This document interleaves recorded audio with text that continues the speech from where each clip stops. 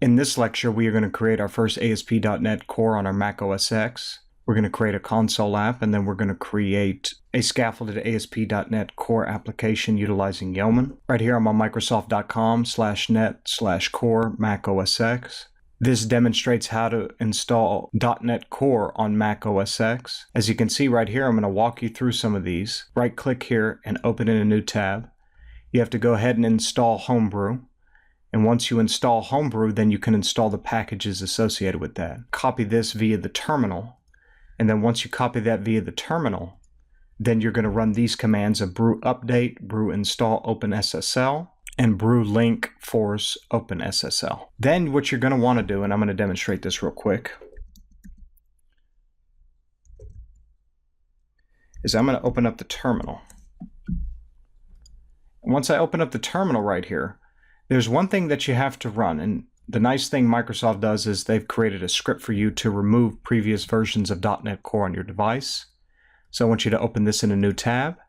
You're going to copy this to your command line. Now, one key thing that you have to remember is you want to be the root user when you do this. You want to type sudo -i, and then you'll put in your password.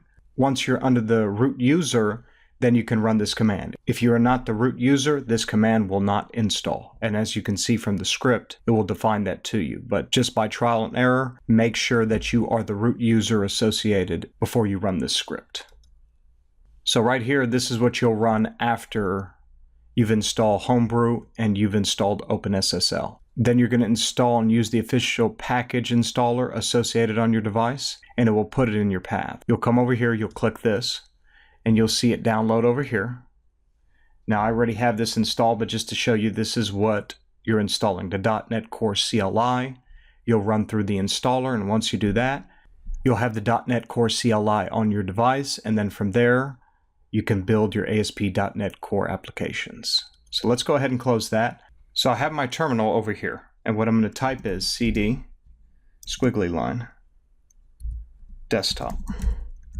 And I'm going to go to the desktop right here, and then I'm going to create a new file to associate with my console app. So let's go ahead and do this. Okay, dir console app. And as you can see, that file will be created on my desktop. And then I'm going to cd to that console app folder. Inside of that console app folder, I'm going to put .NET New. I'm going to close out this right here. So I'm going to type right here, .NET New. And as you see right here, if I open this up, you're going to see, and inside of my folder, I have a program.cs file, and I have a project.json. Now that I'm cd to the console app, let's do this. .NET restore. Watch my file folder structure over here. It's going to restore all the packages associated with my application and all my NuGet packages, as you see right here. Then it's going to put a project.json lock right there. And then what I'm going to run once that is initialized, .NET run. It's compiling our app. It's creating a bin folder directory right here, as you can see. It's putting our debug. Then it's associating .NET Core 1.0. Then it's putting our DLL right there. So this is very nice to have inside of our application. And as you can see right here, hello world is what is emitted. If I open this file with Visual Studio Code, you will see it. Right there, hello world is what's emitted. And you can always change that to whatever you want.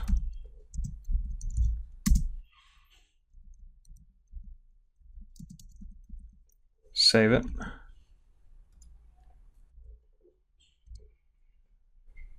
You can run it again to see what it emits. And you can see first app Mac OS X. So now that we have all of this, let's close out of this. Let's close out of that file folder we have for our console app. So now let's cd to my desktop.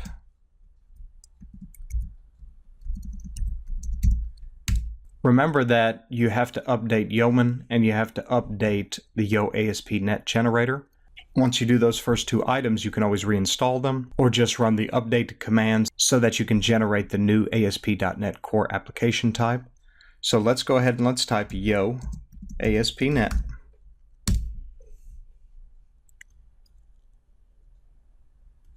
Remember to run that script before you run this, because you will have the old .NET Core runtime associated on your device. If you have that, it will not build with the new RC2 preview version. So remember to run that script once you install Homebrew. So let's go over here, let's do web application, and let's pick a semantic UI application, and let's call this web app. You can see it installing right there on our device, and we created the folder on our desktop right here. So everything's running. Now let's go ahead and cd to the web app folder. And then let's run .NET Restore. And it's restoring all the dependencies associated in our project.json. Let's go ahead and run .NET run. So now it's compiling our web app with .NET Core App version 1.0. Now we're running on localhost 5000 port right here.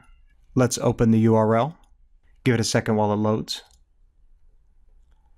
And look at that. This is our first ASP.NET Core app on Mac OS X. We've done it previously in RC1. Now we have an RC2 app. And with this scaffolded application, you can see a home, about, contact, a login form. It gives you all of these scaffolded.